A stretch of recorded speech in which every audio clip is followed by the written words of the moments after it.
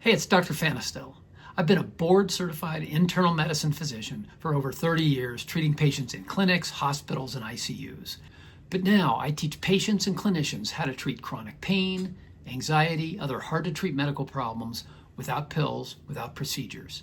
It's called mind-body medicine. Let's get started. Are you getting interested in this new neuroscience that's showing us that for most problems that are lasting longer than 6 months, the big problem is in the nervous system, not in the body tissue? Is that interesting to you, this idea of neuroplastic pain? And yet you still find yourself wondering, well, is that my problem? Or how much of my problem is neuroplastic? Or will these tools work for me? Today I want to give you a different way of looking at that question. I want to give you 3 things that you can do that can start moving you towards more confidence that this will work for you. And then once we've done that, I want to reframe the question a little bit and see if you can start asking yourself a different question that might be even more beneficial to help you start getting better from your chronic pain or your chronic fatigue or your chronic anxiety or whatever problem you're treating. And by the way, if you like what you're seeing on this channel, give me a like, comment on what you're seeing, share it with somebody. This all helps to build the channel and get this word out there, because there are millions of people suffering with chronic pain who don't need to be. And if you're looking for a more structured way to implement these tools into your own daily life, think about taking my chronic pain course online. I've been teaching that course for over 6 years. I'm evangelistic about it. We've had well over 1,000 people take this class now over the last few years. And 97% of them on the follow-up feedback questionnaire say that these ideas help them. Okay, so let's get into 3 things that you can do to increase your confidence and help you assess whether this is right for you before we get to that question, the reframing of the question about whether you have neuroplastic pain or not. So the first thing, due diligence. Super important. We don't want to make the mistake of treating some serious problem with mind-body tools when Western medicine has a fix for it. So yes, see some doctors. No, most of the people I've seen have done due diligence out the wazoo, and there are no more tests to do. Or if they are, they're pretty dangerous tests and pretty esoteric, and it's hard to believe that that's going to really lead to an answer. That's most of the people I've seen. But absolutely, do some testing, and that's very important. I'm a fan of testing. But I'm also a fan of stopping the testing once it's become useless. And so you can rule out the severe things by doing some basic medical testing, very important. You can also rule in neuroplastic pain or neuroplastic symptoms. There are a bunch of ways to do this. One way, you could look at the fit criteria. Are your symptoms functional? That's the F in fit. Are your symptoms inconsistent? That's the I. Are your symptoms triggered by certain things that don't make any sense?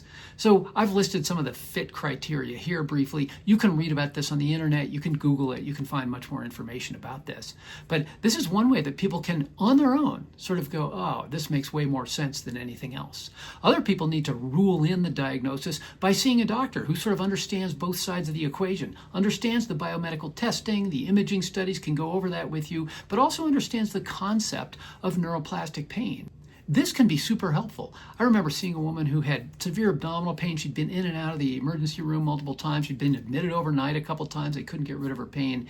And one of my colleagues asked her to see me. She comes into my office and we talk a little bit. I lie her down on the exam table and I touch her belly really lightly. I barely touch it. And she's like, oh, that's killing me. And I said, that is fantastic.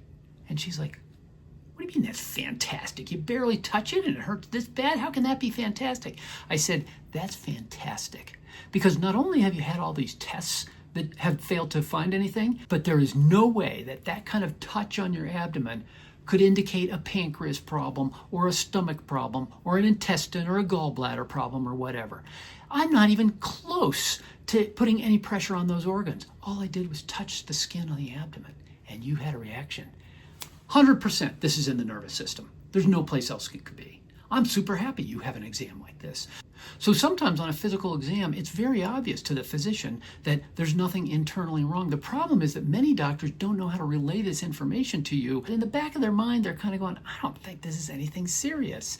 But they don't have the understanding themselves of neuroplastic pain to convey this information. And so the doctor herself is stuck in this dilemma of, how do I tell the patient this without making them sound like I think they're crazy? So anyway, that can be part of the due diligence of seeing a doctor. Now, if you're still on the fence and you're still thinking, okay, that's all good stuff, but does this really apply to me? Is this real? The second thing you can do is start educating yourself a little bit more, or continue educating yourself about the new neuroscience of pain. We now understand that pain is not a one-way street of pain neurons going to the brain. Pain is a two-way street. Sensory input comes in and the brain processes it, and the brain decides what to do with it. Pain is simply an alarm from the brain to the body to protect us. It's a protective alarm. When I break my ankle, I want pain. I hope I get it. It keeps me off the ankle and lets it heal. And we know the human body is an amazing healing machine. So once you understand that all pain is an alarm circuit in the brain going towards these body neurons and turning them on to let you know you're in trouble, and that most chronic pain is due to an alarm going to these neurons that's stuck in the on position, then you can say, oh, well, let's turn to the nervous system and let's approach this by seeing if I can change that. And you can change it because of another concept in neuroscience called neuroplasticity. All neural circuits are changeable.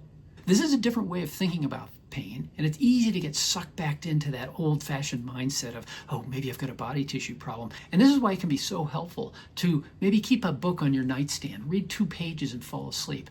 But you're keeping your brain in this mode of thinking, this way of thinking about, okay, this is the new neuroscience of pain. I'm working on neural circuits, not on a body tissue damage problem.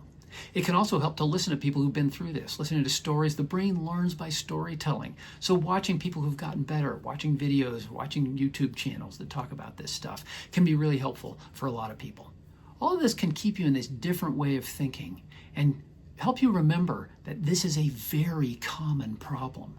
This is not some weird psychiatric condition. This is how brains work.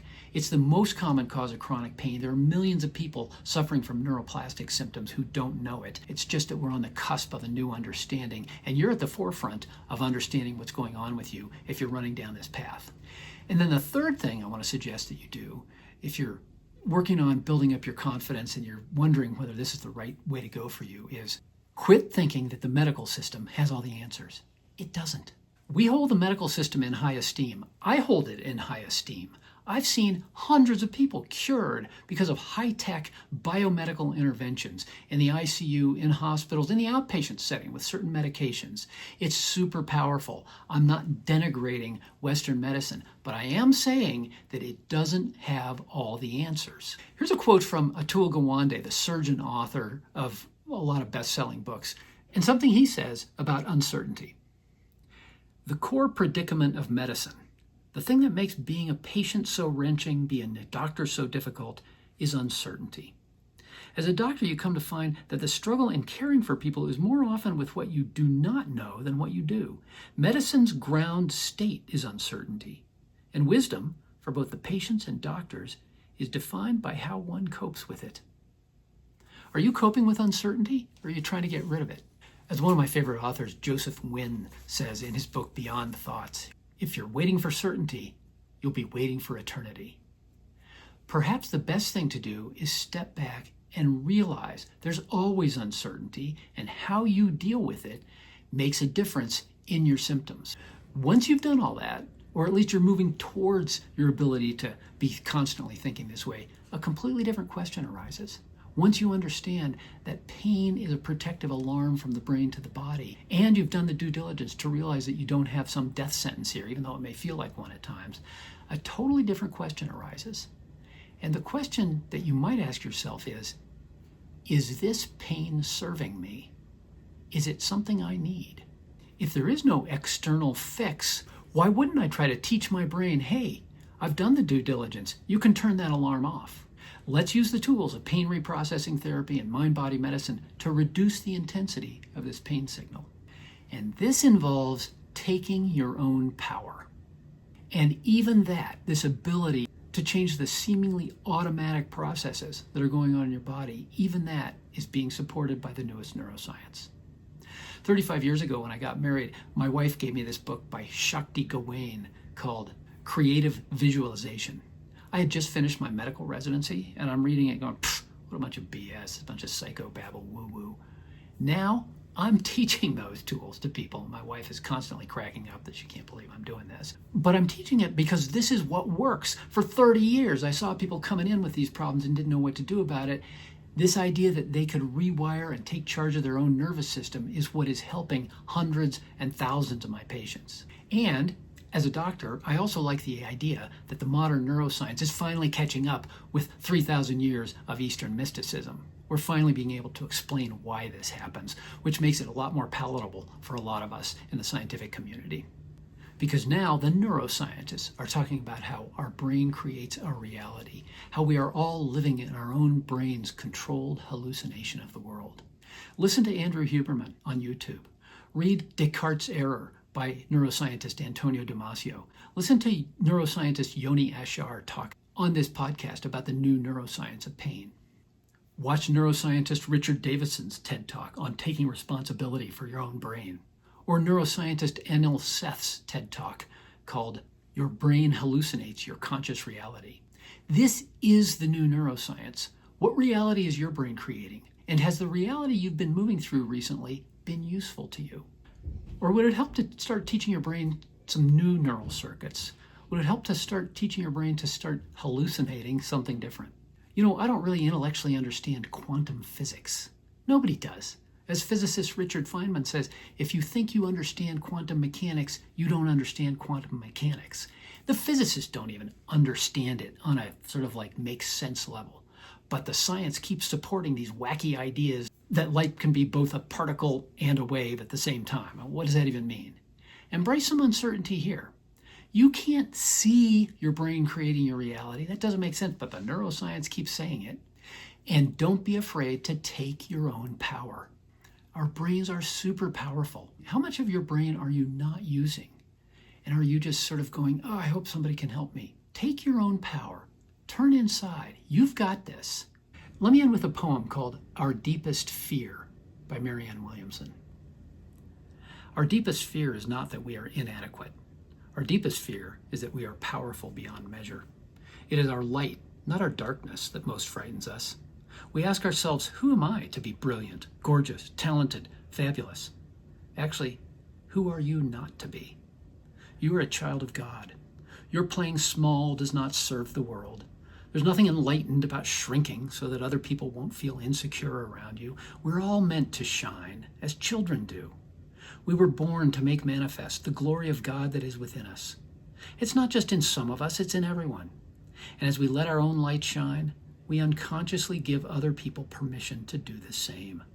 As we are liberated from our own fear, our presence automatically liberates others. Can you realize that you deserve to be pain-free? And can you say, oh, well, the new neuroscience says I should maybe try this. It's kind of weird, I'm not sure about it, but all right, well, let's give this a try. And then join a class, find a coach, do your own research on the internet, and start using these tools because you can kick chronic pain. I've now seen hundreds and hundreds of people do it. So if you like these ideas, don't give up on them. And I want to wish you the best of luck going forward, however you choose to do it.